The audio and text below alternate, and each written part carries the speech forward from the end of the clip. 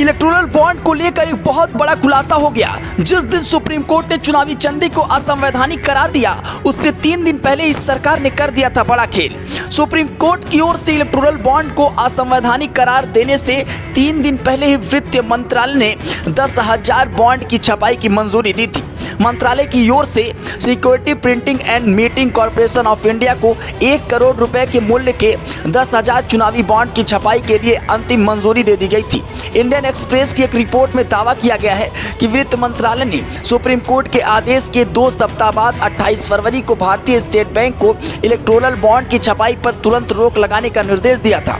Supreme court ने 15 फरवरी 2024 को चुनावी बॉन्ड को असंवैधानिक करार दिया था और रिपोर्ट में दावा किया गया था कि 10,000 बॉन्ड की छपाई की मंजूरी 12 फरवरी 2024 को दी गई।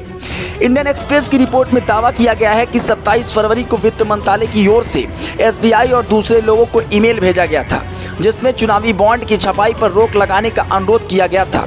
चुनावी बॉन्ड को लेकर सुप्रीम कोर्ट ने कहा था कि सभी को यह जानने का पूरा हक है कि राजनीतिक पार्टियों को कहां से चंदा मिल रहा है।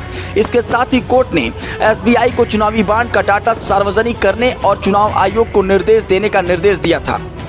चुनाव आयोग ने 14 मार्च को इलेक्टोरल बॉन्ड से जुड़ी जानकारी को सार्वजनिक किया था।